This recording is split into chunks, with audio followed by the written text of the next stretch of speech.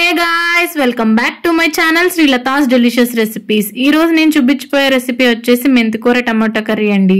ఈ కర్రీని మీరు రైస్ లోకి గానీ, చపాతీల్లోకి గానీ, రోటీల్లోకి గానీ దేంట్లోకి తీసుకున్నా చాలా టేస్టీగా ఉంటుందండి. మరి ఇంకెందుకు ఆలస్యం, ప్రాసెస్ ని చూసేద్దామా. స్టవ్ మీద కళాయి పెట్టుకుని 2 to 3 స్పూన్స్ ఆయిల్ వేసుకోవాలి. ఆయిల్ బాగా హీట్ అయినాక ఉల్లిపాయ, పచ్చిమిరపకాయ సన్నగా కట్ చేసి పెట్టుకున్నవి వేసి బాగా మగ్గించుకోవాలి. ఆనియన్స్ బాగా మగ్గిన తర్వాత పసుపు వేసి బాగా మగ్గించుకోవాలి.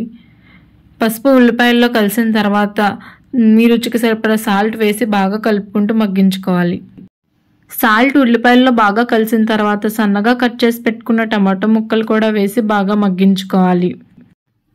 చూడండి, టమాటా ముక్కలు బాగా మగ్గిపోయినాయి కదా. ఈ స్టేజ్లోనే శుభ్రంగా కడిగి పెట్టుకున్న మెంతికూరను వేసి బాగా గరిటతో కలుపుకుంటూ మగ్గించుకోవాలి. మెంతికూర లైట్గా మగ్గిన తర్వాత 1 స్పూన్ కారం వేసి బాగా కలుపుకోవాలి. కారం మిశ్రమం అంతట్లో బాగా కలిసిన తర్వాత 1 గ్లాస్ వాటర్ వేసి మూత పెట్టి మగ్గించుకోవాలి. చూడండి, మూత తీసి చూస్తే కూర బాగా ఉడికిపోయింది. ఇప్పుడు ఈ స్టేజ్లోనే కర్రీని లైట్గా దగ్గరకు మగ్గించుకొని ఒక బౌల్లోకి సర్వ్ చేసుకుంటే అంతేనండి, మెంతికూర టమాటో కర్రీ రెడీ. ఈ కర్రీని రైస్లోకి కానీ, చపాతీల్లోకి కానీ దేంట్లోకి తీసుకున్నా చాలా టేస్టీగా ఉంటుందండి. ఐ హోప్ మీకు ఈ వీడియో నచ్చింది అనుకుంటున్నాను. Thanks for watching.